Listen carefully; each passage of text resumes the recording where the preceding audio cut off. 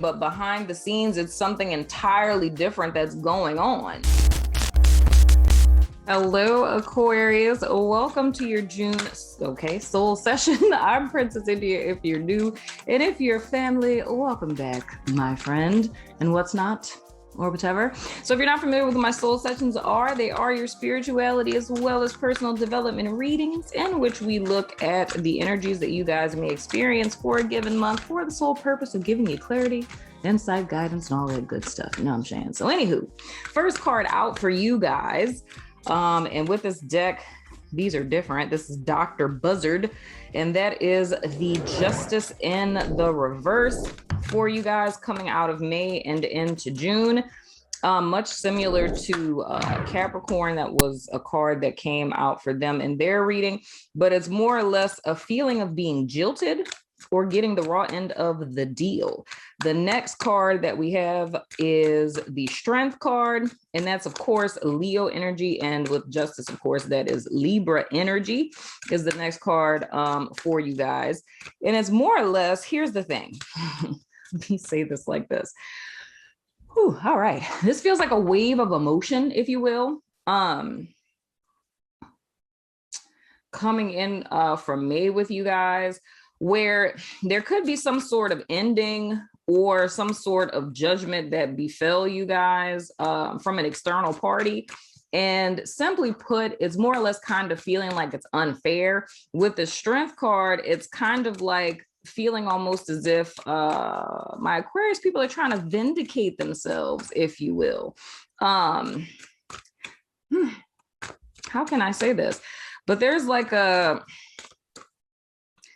a dichotomy I feel with the Strength card where it's almost like inside you're extremely pissed. Like it's almost, if I were to say this like literally in layman's terms, it's like feeling like you got screwed over in a situation, right? But it's like trying to save face. So how you're presenting yourself or how you feel about the situation is like, oh, it's no big deal.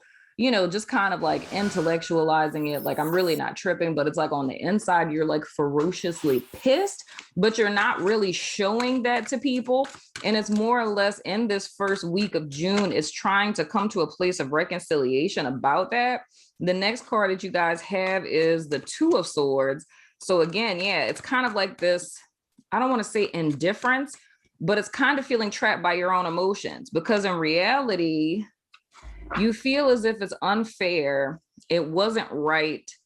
It's like, how doesn't anyone else see this? Then on the other side, it's kind of like, and I did say this with Capricorn, and I think Sag too, is like, on the other side, you're like kind of rationalizing it. And you're like, it just wasn't for me.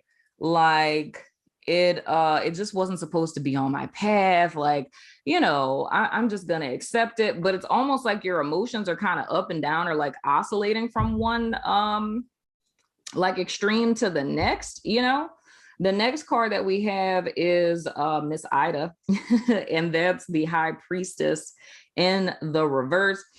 So there's a sense of feeling as if you don't have the whole story. It's almost like, dude, if I were to say it this way, let me finish this. It's as if you feel like you don't have the whole story, or something's being hidden from you. But then on the other side of it, it's like you're not really listening to your intuition in reference to it. So it sounds a great deal like somebody who's very much in their head, and you're like analyzing, reanalyzing, overanalyzing a situation.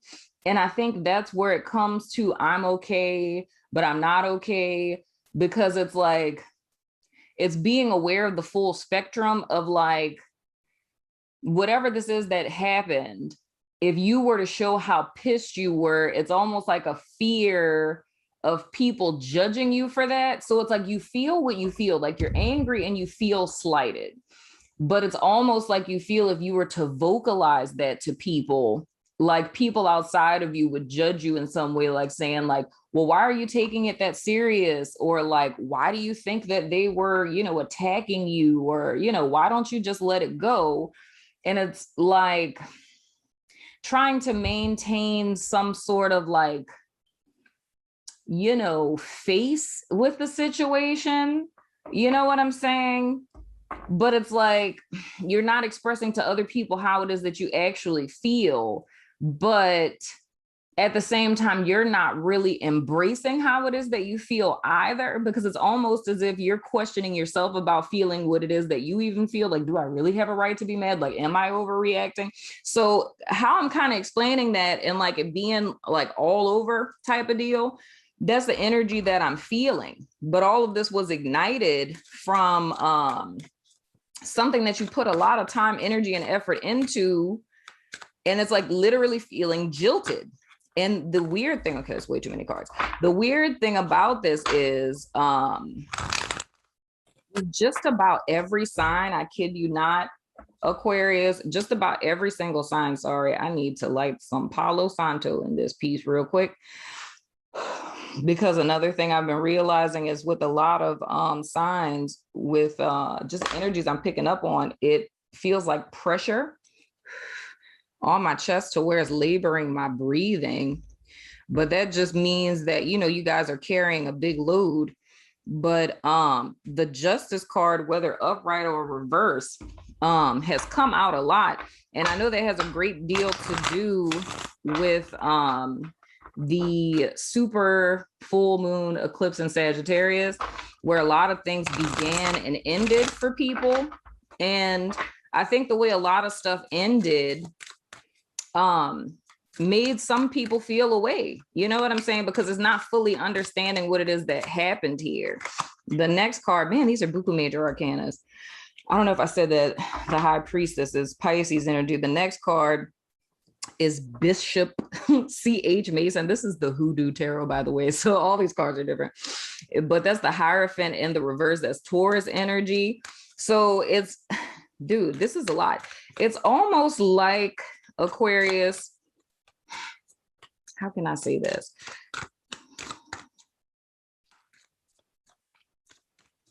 It's almost like if I were to say how you guys are coming into the month or how last month ended, it's like being triggered, right? And triggered in the worst possible way, but it's being triggered and you can't like retaliate or react when you're triggered. So it's like you're swallowing it, you're holding it in, right? And that's like crippling you to where you can't think straight and you can't necessarily move forward because for some reason you guys are having to stomach the situation that you're in because you can't be honest about what you feel because like there's some sort of consequence from your external environment for you feeling the way that you feel. However, I feel that you guys have every right to feel what it is that you're feeling. And you more or less need to give yourself permission to feel that, not necessarily saying that you have to express it to, you know, the outside world. Y'all know I always tell y'all to go holler at a therapist if you feel like you need somebody to talk to, judgment free. You know what I'm saying? But I feel it's not healthy for you to hold this inside of you because I feel that's at the root of why you guys can't really see how to move forward. So it's kind of like you're stuck in between your emotions being out of control, you being upset, you being angry, showing to everyone else like I'm good, I'm fine, everything's great, to backstepping to what it is that's transpired and what's happened that you feel like is unfair. And it's like being a ping pong between those two things, desiring to move forward, but not really seeing how you come back or move forward from something like this. And because one is ruminating so much in their thoughts, right? It's snuffing out spirit, so you can't really hear your intuition, but then it's almost like a paranoia because it's like this situation still feels undone in a sense. And with this Hierophant in the reverse, it's almost like, again, this feeling of oppression or you coming out of alignment with yourself. Like the word I just heard, Aquarius, is like unhinged, you know? It's almost like coming to a point of becoming unhinged because with energy like this that I'm seeing in the Strength card, it's almost like, and I've said this to someone else too, it's like, okay, we come to certain points in our life. Like if we think about mental health, right? Or emotional wellness, right? This is a lifestyle change, okay? It has to become a way that you live your life. So even if you went to therapy like years ago, right? Or your parents made you go to a couple of sessions in high school or something, or you've been meditating a lot and you're self-aware and in tune with your emotions and things of the sort. And when things go awry, like, this is your coping strategy to deal with it, right? I always tell my clients it's like being born, like the day you came out of your mom, like the doctor gave you a screwdriver, right? And for every single thing that goes awry in your life, since you were born, you've used this screwdriver. You fast forward till today and look at how old you are, right? And if you use that screwdriver for every single problem you've ever had since you came out of your mom, imagine the condition that that screwdriver is in now. That daddy is broken down, is dull, the little screwdriver parts probably hanging out of the handle. You know what I'm saying? You got to crazy glue it and things. So it's not working how it should. So now in the month of June, and we're coming out of May into June, you guys have a proverbial problem in the form of a screw that you need to use your screwdriver to screw in, but it's not gripping. It keeps slipping out of it, and it's pissing you off even more so because you know that you need to screw this screw in to solve this particular problem, right? But it's time for a new screwdriver, and that screwdriver is representative of your coping skills. So what this looks like to me is a person who once upon a time may have had coping skills that work for them. You had something that you did, whether it was yoga, whether it was running, whether it was talking it out with someone or what have you.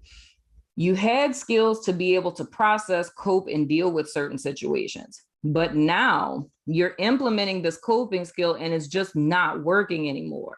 And you don't know what it is. And it's like, and I don't know why, it's like the vibe I feel with this would almost be like someone that's like in a leadership position or something, or you're like a mentor, or I mean, even let's talk about it. Let's be real about it.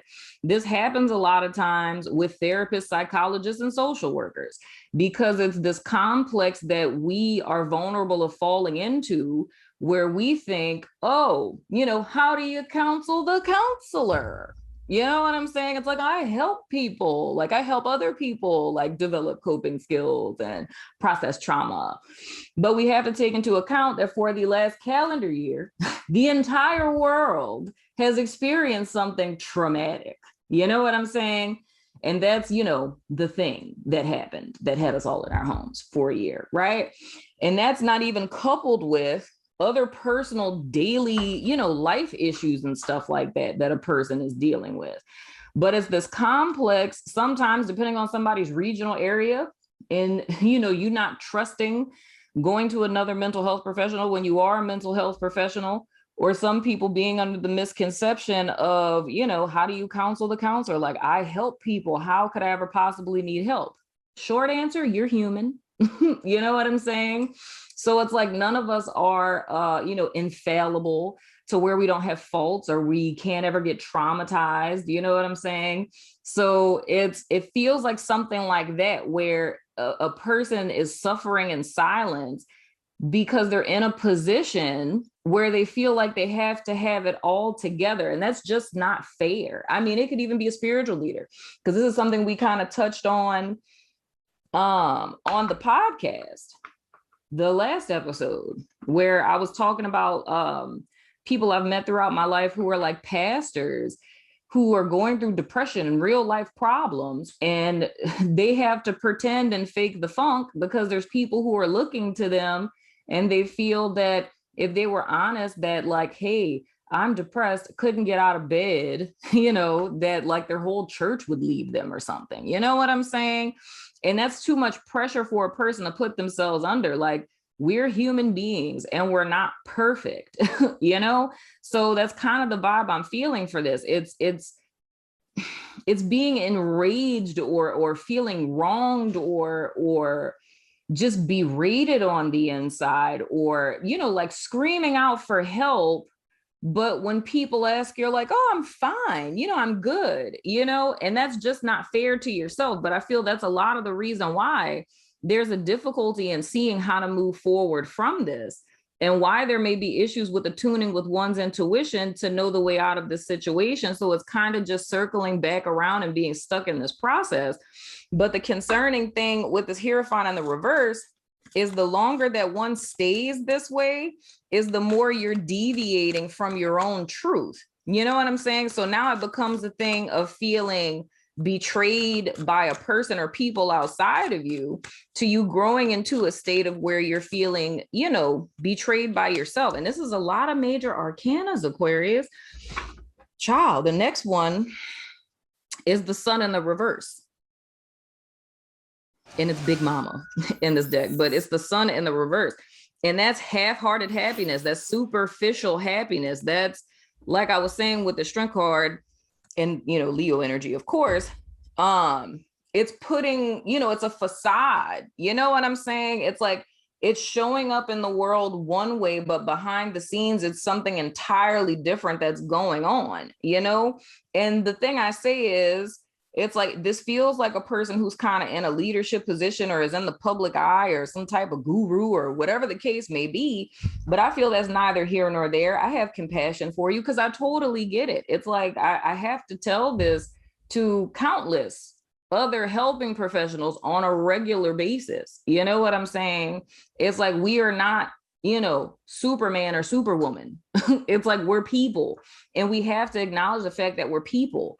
And a lot of people in our lives are people who, you know, come to us for help. They're not expecting us to be like Jesus. You know what I'm saying? Like, expecting us to be flawless, perfected humans. A lot of times that's a pressure that's coming from within ourselves. You know what I'm saying? But the thing I say about this, Aquarius, is it's unfair to yourself to put yourself under this undue pressure. And something like this, dude, like, another way to look at the sun in the reverse is burnout. Like, and when I say burnout, I mean like emotional breakdown type of burnout. Like, you might need to like check yourself in somewhere because you break down type of burnout. You know what I'm saying? Because that's just inhuman to put yourself through that. It's like, if we think about it in an energetic sense, we can suppress emotions, but their energy has frequencies and it's still there, you know? And it ends up coming out sometimes with us like blowing up because we're not expressing ourselves. So the thing that I'm saying is, dude, if you have to use, like, I don't know, an anonymous name, hell, I'm just going to throw it out there, goddamn. If you are a mental health professional, spiritual teacher, tarot reader, I don't care what you do. You know what I'm saying? But if you're out there and you're going through something and you feel like you can't talk to someone, Princess India will talk to you. I kid you not. Just shoot me an email. All of my stuff is in the description box. I'm reaching out a hand because I know how difficult this is, dude. And it's an undue pressure. A lot of people in leadership, even if you're just a business CEO, you know what I'm saying? It's a lot of undue pressure people in leadership put on themselves. And I don't think it's fair for anyone to have to deal with that. It's like, I feel even people who are leaders, you need to have a safe space. Like, that's something, like a hand I always reach out to my entire staff. Everyone on my staff has their own tribes. They have people who are looking to them. You know what I'm saying? And I always make sure that I'm checking in with all of them to make sure that they're okay. Because if they're at their best, then I know everyone that's in their tribe is going to be at their best. You know what I'm saying? Or even with me, if I'm going through something and I need to talk to somebody, y'all going to listen to me. Tell it that to everybody, like my staff, my friends, y'all know I will call you and be like, I just need to vent. You know what I'm saying? And I feel everyone needs that because it's a lot of pressure depending on what you do if you're responsible for other people, but that doesn't mean that there's not somebody out there who should be responsible for you too, or someone who should listen to you too. So I throw that out there, man. If any of you guys, because I know a lot of other like therapists and stuff I talk to, a lot of them speak with me because in their town, they live in small towns and people be messy in small towns. I know I live in New Orleans, you understand? New Orleans is a lot smaller than you would ever fathom. But there's people who don't feel comfortable because they're in a really small town and there might just be a handful of therapists. So if your kid's going through something, or if you're going through something, if you go talk to another therapist, even though people could lose their license for that, let me just throw that out there. Even though people could lose their license for it, they got some messy people who just really don't care and will turn their whole life upside down just to spread rumors about somebody. I'm just saying. But anywho, but I have a lot of people that talk to me because they don't feel safe enough talking to people in their town. So I throw that out there to you guys, Aquarius. Hit me up. I'd be more than happy just to listen. Even if you don't want no advice or nothing, if you just need to vent, cuss somebody out, I am here for it, you know, because I don't think anyone should have to exist like this, because it can upset your whole life and totally burn you out. And dude, compassion fatigue and burnout is not anything to play with. Like, it stifles people and it robs you of a quality of life. You know what I'm saying? It's like the whole premise, and I even say this to Aquarius, because since I've been ranting in all of these videos this month, and I'm a piggyback, like I do with a lot of other signs, talking about my little minute placements. You know, my midheaven is in Aquarius. You know what I'm saying? So I understand a little something what you're going through, you know? And what I know about Aquarius people is Aquarius people are by nature philanthropic, you know, humanitarian. It's like you're always trying to help everyone, but it's a certain little distance between you and people. But you deserve and need someone to support you too. As much as you give to other people, you need someone to give to you. And that's really what it is that I'm seeing here. It's a lot of giving.